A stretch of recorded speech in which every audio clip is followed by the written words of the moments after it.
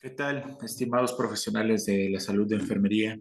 Les saluda su amigo Raúl Soriano Orozco y vamos a comenzar con nuestro diplomado de ventilación mecánica para enfermería. Esto es un diplomado importante que les ayudará a otorgar una atención más precisa y sobre todo protectora para modificar el pronóstico de los enfermos que cuentan con soporte respiratorio. Vamos a iniciar con el primer tema, que es anatomía y fisiología respiratoria, y nosotros vamos a dividir el aparato respiratorio en dos: en el aparato respiratorio superior y en el aparato respiratorio inferior. El superior está constituido por la nariz, que a su vez está constituida por la nariz, las narinas, las fosas nasales, que posteriormente presentan cornetes, ¿sí? Estas estructuras están diseñadas para humidificar y calentar el aire que entra a través de la vía respiratoria. La cavidad oral efectivamente también es parte del sistema digestivo, pero también constituye parte del sistema respiratorio, ya que existe la respiración oral. También a través de la boca nosotros también podemos respirar. Posteriormente viene una región anatómica que es la faringe, que esta se encarga de conectar la fosa nasal, la narina, la cavidad oral con la laringe, es decir, es una zona de transición. La laringe, a su vez, es una estructura cónica que se encarga de dividir el paso de los alimentos hacia el esófago y dividir el paso del aire hacia la tráquea y los bronquios. La laringe, el principal cartílago que existe, que tiene esta función de división, es la epiglotis o el cartílago epiglotis. Posteriormente viene la vía respiratoria inferior, que está por debajo de la laringe, y esa se constituye con la tráquea, el cual tiene 16 a 17 anillos traqueales. La tráquea es una estructura semirrígida que tiene cartílagos y además tiene tejido conectivo, y esta lleva el aire hacia ambos bronquios principales, el derecho y el izquierdo, que a su vez se van a distribuir en los pulmones. Vamos a ver que la faringe tiene tres porciones: nasofaringe, que está inmediatamente detrás de la nariz y de los cornetes; la orofaringe, que está por detrás de la lengua; y la laringofaringe, que está por detrás del cuerpo laríngeo. La laringe, a su vez, está constituido por varios cartílagos y un hueso. El hueso yoides, que le da estructura y le da soporte a la laringe para que no esté móvil; el cartílago tiroideo, tiroides, sobre el cual descansa la glándula tiroides; el cartílago cricoides, que le da estructura y conecta con lo que será posteriormente la tráquea; y a nivel posterior está el cartílago epiglótico o epiglotis. Esto es muy importante, ya que tiene la función de proteger la vía aérea de alimento, un contenido alimenticio, para evitar que las personas se broncoaspiren.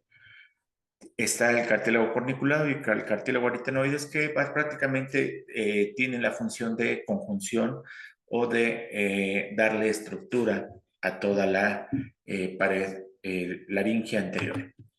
Vean, aquí lo que estamos observando es que la epiglotis, cuando se cierra, ¿sí? Cuando se cierra es porque nosotros estamos deglutiendo, ¿sí? Vean, se está llevando a cabo el proceso de la deglución, ya sea líquido, saliva, cualquier alimento, y la epiglotis se cierra, lo cual permite que los alimentos vayan hacia esa cavidad o ese conducto virtual que es el esófago. Una vez que se cierra, viene la deglución y se va el esófago. Pero cuando nosotros respiramos, ya sea a través de la boca o a través de la nariz, observen que la epiglotis se va a abrir para permitir el paso hacia la tráquea y posteriormente hacia el árbol respiratorio inferior. Entonces, como ya vimos, si nosotros disecamos o sacamos el aparato respiratorio, vamos a ver que aparato respiratorio superior, constituido con la nariz y el cartílago, los cartílagos laríngeos, y posteriormente el aparato respiratorio inferior, que es la tráquea, y los bronquios segmentarios, que posteriormente se van a bifurcar para darnos bronquios subsegmentarios, bronquios lobulares, segmentarios, y así sucesivamente para redistribuir adecuadamente el flujo aéreo. Ahora bien, la tráquea está constituida por dentro por moco, ya que como sabemos que la tráquea también tiene una característica mucosa, y esta se encarga, este moco tiene distintas partículas o vellosidades que se encarga de un adecuado movimiento o dar un adecuado movimiento mucociliar y que las secreciones puedan salir de forma efectiva. Está constituido también por epitelio, células caliciformes que también se encargan de lubricar, células ciliadas que son las microvellosidades y prácticamente el cartílago y los condrocitos que le da estructura a la tráquea.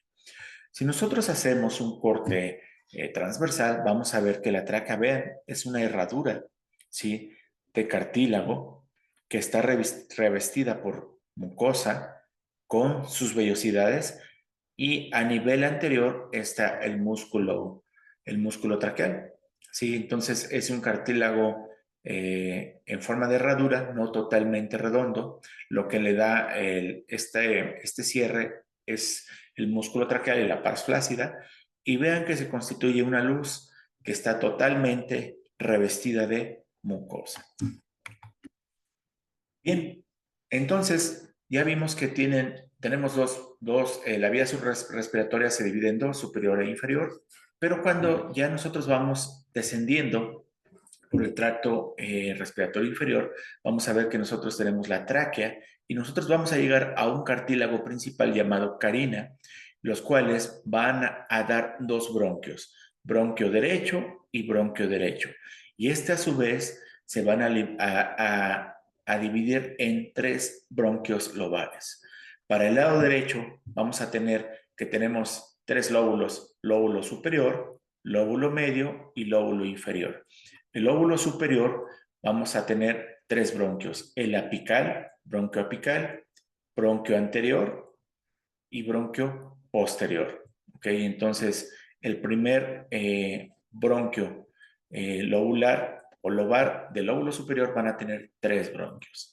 Posteriormente viene el lóbulo medio del pulmón derecho, el cual nos va a dar un bronquio medial y un bronquio lateral. Es decir, tenemos dos bronquios. Y por último, los bronquios del lóbulo inferior, que nos van a dar el bronquio superior, el basal anterior y el basal lateral. ¿Ok? Aquí nosotros lo estamos observando. Curiosamente, cuando los pacientes broncoaspiran o tienen una neumonitis por broncoaspiración, los segmentos que se alteran siempre van a ser el lóbulo inferior, el segmento S6 o el segmento 6, el segmento 8 y el segmento 9. Entonces, en una radiografía de tórax, aquí nosotros podríamos observar la presencia de infiltrados si es que los pacientes empiezan a desarrollar un proceso neumónico secundario a la broncoaspiración. Recordemos que hay una lesión química, pero posteriormente, después de esta lesión química, algunos pacientes pueden hacer proliferación bacteriana y generar una neumonía por aspiración. Luego vámonos al pulmón izquierdo. El bronquio segmentario izquierdo nos va a dar dos bronquios lobulares. ¿Por qué? Porque nosotros tenemos en el pulmón izquierdo dos lóbulos, el lóbulo superior y el lóbulo inferior. El lóbulo superior tiene dos divisiones, el superior y la división lingular, o conocida también como língula. Vamos a ver que en el bronquio superior tenemos un bronquio apical y posterior, es decir, el segmento 1 y 2, y el segmento anterior o la división superior, que es el segmento 3. ¿Ok? Luego, la división lingular nos va a dar un bronquio superior y un bronquio inferior. ¿Ok? Y posteriormente viene el lóbulo inferior, que nos va a dar un segmento superior con un bronquio superior, un basal anteromedial y un basal lateral. Entonces, como observamos, tenemos en pulmón derecho tres tres lóbulos que nos van a dar, por lo tanto, tres bronquios lobares. Y en el pulmón izquierdo tenemos dos lóbulos que nos van a dar dos bronquios lobares, pero estos van a tener subdivisiones. Para fines prácticos, vamos a ver que el bronquio principal derecho tenemos tres bronquios lobares, lobar superior, que tiene tres bronquios segmentarios, lobar medio, que tiene dos bronquios segmentarios, y el lobar inferior, que tiene cinco bronquios segmentarios. El bronquio principal izquierdo nos va a dar dos bronquios lobares, el lobar superior, que son tres segmentarios, y el lobar inferior, que son cinco segmentarios. Como nosotros observamos, si nosotros le pusiéramos una zona de transición y zonas zonas de transición y zonas de diferenciación de los bronquios, vamos a observar que desde la tráquea nosotros tenemos una zona cero, pero una vez que se empiezan a bifurcar los bronquios principales, van a ser una zona 1, 2, 3, 4, hasta el número 16. Todas estas zonas o estas divisiones son zonas de conducción, es decir, solamente se encargan de llevar el flujo aéreo hacia el árbol respiratorio, no participa en intercambio gaseoso. Pero a partir de la zona 17, ya nuestros bronquios se empiezan a hacer unos bronquiolos respiratorios y estos ya tienen cierto intercambio gaseoso. Vean, bronquios respiratorios hasta la zona 19 y conductos alveolares de la zona 20 o la división 20, 21 y 22 y los alveolos a partir de la 23. Observemos cómo prácticamente se van adelgazando, van perdiendo cartílago, ¿sí? Ya no tienen cartílago, solamente tienen cierta mucosa y obviamente vascularidad hasta llegar a los conductos alveolares. Entonces, nuestra zona respiratoria o de intercambio empieza a partir de la 17 hasta la 23. De la 16 a la 0 son zonas de conducción solamente. Entonces, vean, bronquios, zona de conducción, de la 1 a la 7 nos dan las bronquios, de la 8 a 16 las bronquiolos, son solamente zonas de conducción, es decir, nos constituyen un espacio muerto anatómico. El espacio muerto anatómico es aquel aire que no participa en intercambio gaseoso y lo fisiológico son 150 mililitros. A partir de la zona 17 a la 23 o 24 son los bronquiolos terminales y los alveolos, y esta es una zona respiratoria en la cual ya participa en el intercambio gaseoso. Y observen, si nosotros le quitamos los alveolos a los pulmones, y los alveolos, quitamos el parénquima pulmonar, vamos a ver, observen la tráquea, los dos bronquios y toda la ramificación de todos los bronquios y el árbol bronquial. Así es como nosotros veríamos si nosotros quitáramos el parénquima pulmonar y los alveolos. Si se dan cuenta, es una gran ramificación, lo cual esto es una gran cantidad de tejido que si nosotros lo extendiéramos, pues prácticamente son 70 metros cuadrados de extensión. Bien, entonces, ya que nosotros llegamos a los sacos terminales del árbol bronquial, que es donde ocurre el intercambio gaseoso, es decir, los alveolos, vamos a ver que los alveolos se constituyen por células que son neumocitos tipo 1, que prácticamente lleva el 90% del intercambio gaseoso, neumocito tipo 2, que se encarga de secretar factor surfactante, que ya vamos a explicar para qué funciona, y los macrófagos alveolares, que se encarga de hacer una limpieza de algún tejido, bacteria o microorganismo que esté dentro de los alveolos. Vamos a ver que los neumocitos tipo 1, ¿sí?, constituyen el 90-95% de la membrana alveolar, es decir, todo está recubierto de neumocito tipo 1, ¿sí?, y que lleva a cabo el intercambio gaseoso, es decir, permite el paso de oxígeno a través de la sangre y que de la sangre también salga el CO2 hacia el alveolo. Y los neumocitos tipo 2 se encarga de producir el surfactante pulmonar y quitar el edema que pudiera existir a nivel alveolar, es decir, reabsorbe sodio y reabsorbe agua para evitar edema alveolar, es decir, que nuestro alveolo esté lleno de aire que permite el intercambio gaseoso, y los neumocitos tipo 2 pues, permite que esté lleno de aire y que además exista factor surfactante o la producción de factor surfactante. Bien, ahora vamos a ver que ya vimos la cuestión respiratoria, que es vía aérea superior y vía aérea inferior con su ramificación. Pero el aparato respiratorio no solamente está constituido por cuestiones anatómicas, también existe algo que se llama mecánica ventilatoria. ¿Cuántas veces no hemos visto pacientes que tienen una saturación de oxígeno adecuada, que no tienen broncoespasmo, pero que no se pueden extubar o desvincular de la ventilación mecánica? A veces existe el término de tiene una mecánica ventilatoria deficiente, es decir, que tiene debilidad muscular. Vamos a ver que la mecánica ventilatoria está constituida por la inspiración, ¿sí? La inspiración, que es la entrada de aire, es decir, de oxígeno y nitrógeno, y la expiración o exhalación, que sale el aire que previamente había entrado. Aquí el aire nos permite ganar oxígeno y la expiración nos permite sacar el CO2, que es parte del metabolismo. ¿Ok? Vamos a ver que la inspiración está constituida por distintas estructuras.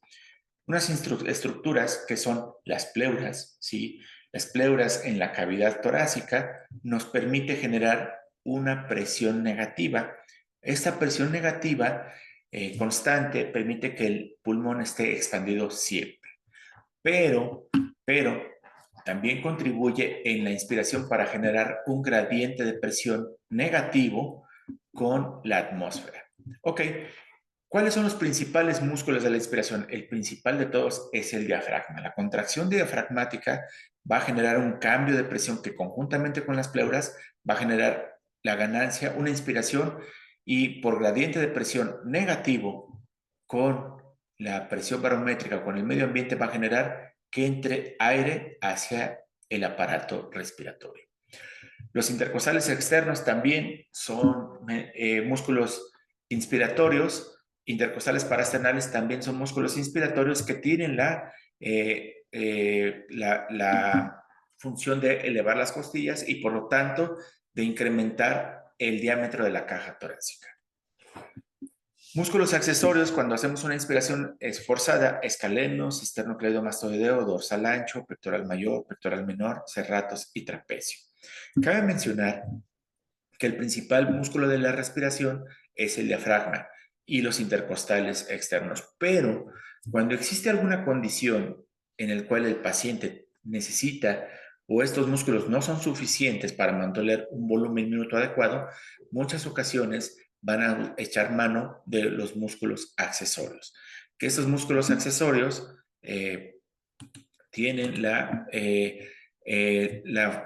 función de dar un soporte a estos músculos principales de la respiración. Sin embargo, los músculos accesorios son poco eficientes. Posteriormente, el paciente va a presentar fatiga respiratoria, cansancio muscular y posiblemente va a requerir ventilación mecánica.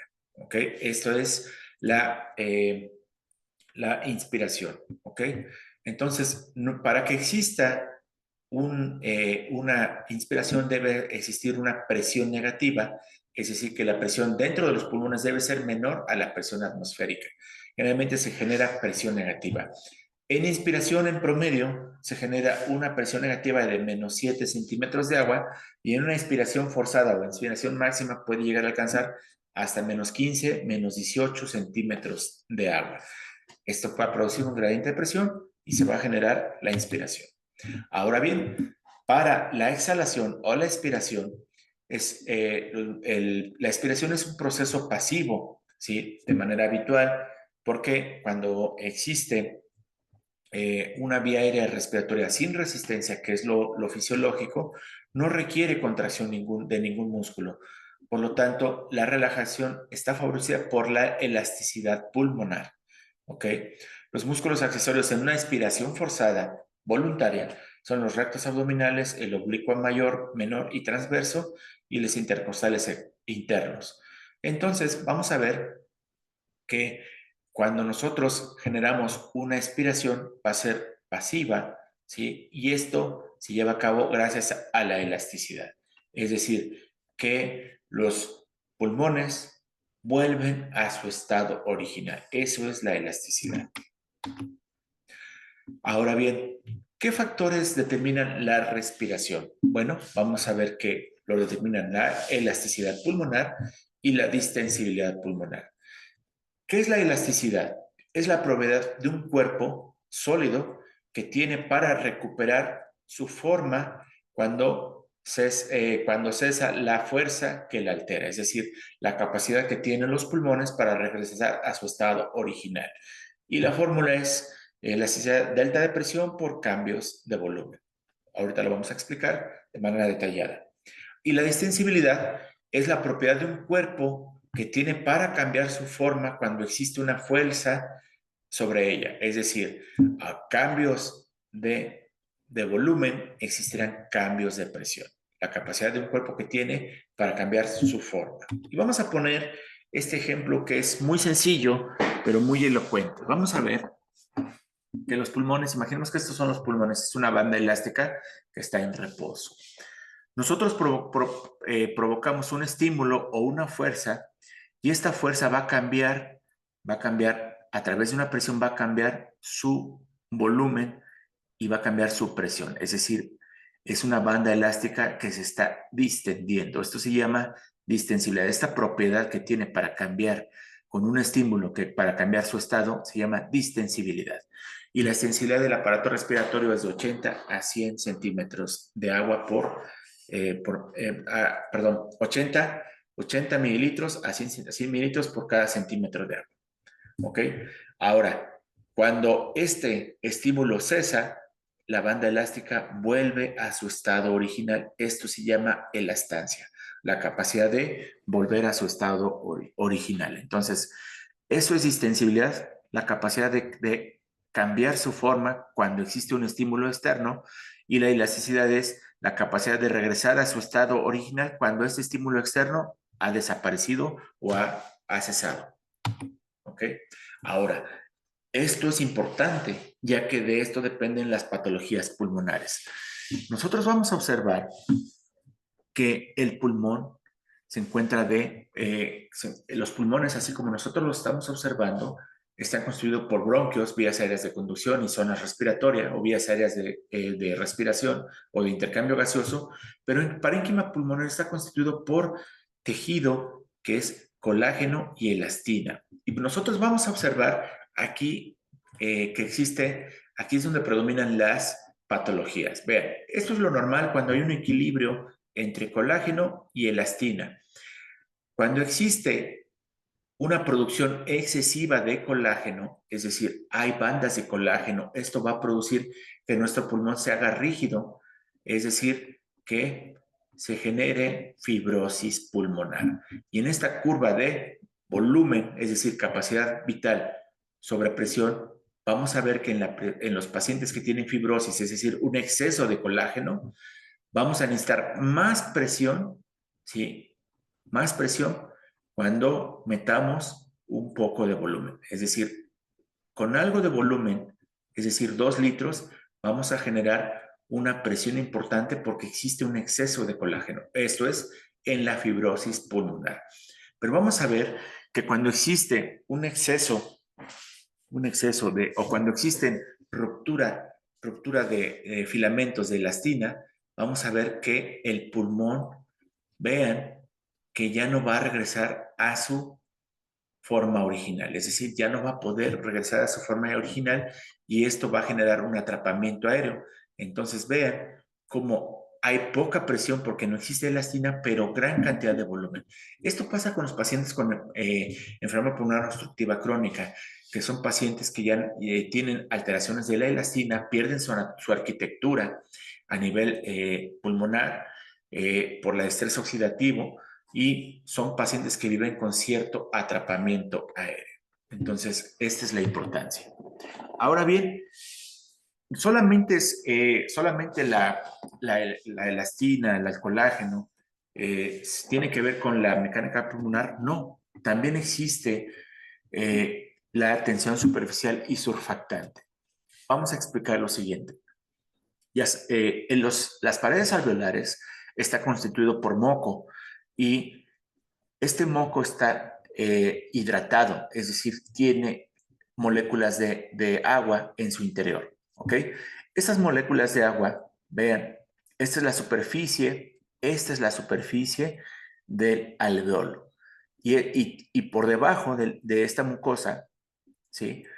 Existen moléculas de agua. Estas moléculas de agua se mantienen constantes, ¿sí? Las de en medio se mantienen constantes porque se atraen con fuerzas eléctricas se mantienen atrayendo, pero se mantienen constantes siempre. Pero, vean, las moléculas de la superficie no tienen de dónde agarrarse. Miren, estas se agarran de estas y estas se agarran de las que están en medio, pero las que están en la superficie no tienen de dónde agarrarse.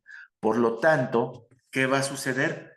Observen lo siguiente. Como no tienen de dónde agarrarse, estas moléculas las van a jalar esta molécula, van a jalar esta otra molécula y se va a quedar un espacio, vean, se va a quedar un espacio libre y por lo tanto, como estas moléculas tienden a atraerse, se van a atraer entre sí, lo cual va a provocar que la superficie, ¿sí?, de intercambio gaseoso, la superficie del alveolo se reduzca, es decir, va a producir un colapso alveolar, ¿ok? Va a producir un colapso alveolar. Vean, ¿por qué? Porque estas moléculas se atrajeron entre sí, observen, hay un espacio, estas moléculas fueron absorbidas y hay un espacio, entonces esas moléculas como tienden a atraerse, va a disminuir el área de superficie y por lo tanto va a provocar que el alveolo se colapse. Y aquí es donde entra en juego el factor surfactante. Vean lo siguiente, observen, ya vimos que se quedan estos espacios porque las moléculas fueron atraídas hacia abajo, pero ¿qué creen? Que gracias al surfactante, que es una sustancia lipídica, observen que este surfactante va a quedarse entre estas moléculas y esto va a evitar que se atraigan, por lo tanto va a disminuir la tensión superficial. Al evitar que éstas se atraigan, el área de superficie del alveolo se va a mantener constante y no vamos a tener colapso. Para esto funciona el surfactante. Y es aquí donde cobra especial relevancia el paciente con síndrome de estrés respiratorio agudo, porque hay un edema alveolar, ¿sí? Es decir, aumenta el líquido y aparte existe disfunción de los neumocitos tipo 2 y al no producirse surfactante va a existir no solamente inundación del alveolo, sino también colapso. Ahora bien, el intercambio gaseoso. Esto es parte de la fisiología respiratoria, ya lo vamos a tratar más a detalle, pero vamos a ver que el intercambio gaseoso prácticamente se utiliza, es el intercambio de gases. Es decir, ¿para qué sirve la respiración? Para ganar oxígeno y para liberar CO2. ¿Y qué objetivo tiene? Obtener oxígeno para la fosforilación oxidativa, es decir, para generación de energía y para eliminar el CO2. Recordemos que la fosforilación oxidativa es parte del metabolismo tisular que requiere todo el organismo.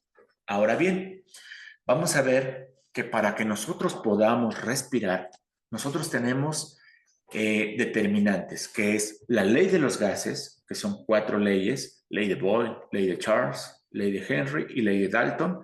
Pero no solamente eso, no solamente es la ley de los gases, sino qué tan gruesa está la membrana alveolar, alveolo capilar, es decir, el grosor de la membrana alveolo capilar y qué tan extensa es esa área de la membrana. La suma de la ley de los gases con las variables estructurales nos da la ley de Fick. Vamos a ver cada uno de ellos. La ley de Boyle, ¿qué nos dice?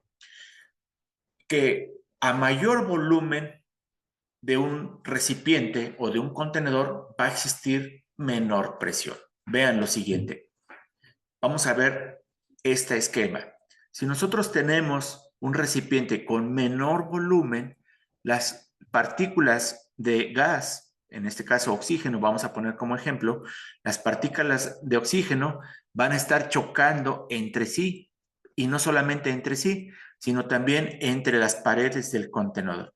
Este choque, este movimiento que existe entre sí y con las paredes del contenedor va a generar aumento de la presión, es decir, van a estar chocando entre sí, van a estar atrapados y aumenta la presión. Pero si nosotros abrimos este contenedor o ponemos estas partículas en un contenedor más grande, es decir, mayor volumen, tienen más espacio y por lo tanto al existir más espacio se va a generar menos presión. Por lo tanto, a mayor volumen de un gas, ¿sí? Es decir, a mayor volumen de un contenedor es menor presión. ¿Ok? Eso es la ley de Bohr. La ley de Charles. Vamos a ver que dice que a mayor temperatura hay mayor volumen. Observen que nosotros tenemos aquí un recipiente con una temperatura, un volumen 1 y una temperatura 1, es decir, una temperatura inicial o basal. Y si nosotros aumentamos la temperatura de este gas, vamos a ver que la temperatura al incrementarse va a incrementar el volumen, ¿ok? El volumen de este gas. Entonces, esa es la ley de Charles y la ley de Henry. Esto es algo muy importante porque la disolución de un gas va a depender de la presión parcial del aire, es decir, de este gas, y qué tan soluble o qué tanta capacidad tiene para difundir este gas. Vean lo siguiente. Aquí nosotros tenemos un ejemplo de un recipiente con aparentemente sangre o con un líquido que simula ser la sangre, ¿de acuerdo? Vamos a ver, primero, va a depender de qué tanta presión existe aquí, es decir, qué tanto aire o qué tanto gas existe aquí, qué tanta presión tiene, o qué es decir, qué tanto chocan estas partículas entre el recipiente de este lado, ¿ok? Y no solamente eso, sino qué tan soluble es para poder pasar a la sangre. Entonces, si nosotros vamos a ver qué es la respiración en tiempo real, vamos a ver que existe una presión parcial de este gas y difunde a la sangre, ¿ok? Difunde a la sangre, pero también la sangre tiene otro gas, que es el CO2, que tiene más solubilidad y tiene una cierta presión. Entonces va a entrar aire y va a salir CO2. Esto es la ley de Henry. Es la disolución de un gas va a depender de la presión parcial de un extremo, de un lado, ¿sí? Y de su solubilidad. Como vemos, por gradientes de presión siempre va a pasar de mayor presión a menor presión. Es decir, viene de un estado mayor, de lo que está mayor, a lo que está menor. Esto es un gradiente de presión. Esto es la ley de Henry. Ahora, la ley de Dalton es que existe una presión total de mezcla de gases y es igual a la suma de cada gas. Es decir, la presión 1 con la presión 2, es decir, el aire, recordemos que el aire está 78% de nitrógeno y 21% de oxígeno y 1% de otros gases. Ok, esto se va a sumar siempre y esto nos va a dar la presión parcial total de los gases. Esto es la ley de Dalton, es decir, la presión parcial del oxígeno, la presión parcial de nitrógeno es la suma total de la presión parcial del aire. ¿Ok? Esto es la ley de Dalton. ¿Ok? ¿Qué otras variables estructurales existen? Grosor de la membrana, por supuesto. Mide generalmente 0.5 micras, es decir, es muy delgada. ¿Qué pasa si se engrosa este grosor? Los gases van a tardar más en difundir, ¿ok? Y cada glóbulo atraviesa el capilar en 0.75 segundos. Entonces, ¿qué sucede si se engrosa la membrana alveolo capilar? Va a tardar más en difundir y por lo tanto no se va a saturar el glóbulo porque el tiempo que necesita es menos de 0.75 segundos, pero si se engrosa la membrana va a tardar más tiempo, quizá 0.8 o un segundo, y obviamente va a haber glóbulos rojos que no estén oxigenados. Ahora bien, ya esto es grosor de la membrana, área de la membrana. Cada pulmón posee 70 metros cuadrados de membrana alveolar, ¿ok? Si esta área de la membrana o existe lesión de la membrana alveolar o barotrauma, va a ser menor la cantidad de gases que puedan generar el intercambio gaseoso porque va a disminuir el área de la membrana. Entonces, como vemos, existe qué tanto difunde un gas, qué tanta presión tiene un gas, pero no solamente eso, sino también el grosor de la membrana y el área de la membrana. Es aquí donde nosotros vamos a enfocar nuestro tratamiento, lo iremos viendo a través del diplomado. Y esto nos va a dar como suma la ley de Fick, que dice lo siguiente. Dice que lo siguiente, que la difusión de un gas a través de una membrana, ¿sí? Que en este caso está señalada como el elemento A, ¿sí? Tiene que ver con la diferencia de las presiones en ambos lados, es decir, presión 1, presión 2, ¿sí? Y que esta está dada por la presión, por el volumen, por la temperatura. Pero no solamente eso, sino también por la extensión de la membrana, ¿sí? Por la extensión de la membrana, por el grosor de esta membrana, ¿sí? Y por el cociente de difusión. ¿Qué tan difundible es este gas? ¿Ok? Esto es la ley de Fick. Entonces, la ley de Fick nos dice que la diferencia de las concentraciones de un gas a otro va a depender de la presión, volumen, temperatura y es proporcional al área de la membrana, es decir, entre más membrana haya, es más difusión e inversamente proporcional al grosor. Es decir, entre más gruesa esté la membrana, es menos difusión. ¿Ok? Esto es la ley de Fick y es algo muy sencillo, aunque matemáticamente pareciera complejo, es muy simple. ¿Ok? Entonces vamos a observar ya para fines prácticos que el intercambio gaseoso tiene que ver líquido alveolar en equilibrio con el surfactante, el epitelio alveolar, los neumocitos tipo 1, ¿sí? Nos va a producir que entre oxígeno y salga CO2, ¿ok? La membrana basal epitelial que esté debidamente constituida y no esté dematizada, que el espacio intersticial sea constante, que la membrana basal capilar esté firme y que permita un adecuado intercambio gaseoso y que el endotelio capilar, ¿sí?, esté funcional. Cuando existen ciertas patologías como el síndrome de déficit respiratorio, se afecta a todos niveles y por lo tanto producen varios mecanismos de hipoxemia. Ahora bien, ya vimos que existe anatómicamente vías aéreas de conducción, vías aéreas de intercambio, existen leyes de gases, existe a nivel alveolar, existen neumocitos tipo 1, tipo 2, pero también existe flujo sanguíneo. Vamos a ver que existe una circulación pulmonar y una circulación bronquial. La circulación pulmonar está constituida por arterias pulmonares y venas pulmonares. Las arterias pulmonares, el tronco pulmonar sale del ventrículo derecho y se divide en dos, arteria pulmonar izquierda y derecha, y prácticamente lleva sangre no oxigenada a los pulmones, es decir, llega sangre que ya está no oxigenada, que lleva desechos, que lleva CO2 hacia los pulmones para que se ventile, se libere CO2 y se gane oxigenación. Las venas pulmonares irrigan a los pulmones en un 25%, es decir, las venas pulmonares son las que sí nutren al pulmón, ¿ok? Y la circulación bronquial son las que sí nutren a los pulmones, es decir, se encargan de la irrigación del pulmón. Hay dos venas izquierdas y una derecha, y una vez que la sangre está no oxigenada, se envía a las venas pulmonares y esta a su vez a las venas bronquiales. Entonces, para fines prácticos, ¿quién nutre a los pulmones? La circulación bronquial. ¿Ok? Las venas pulmonares en un 25% y las arterias pulmonares llevan sangre no oxigenada hacia los pulmones.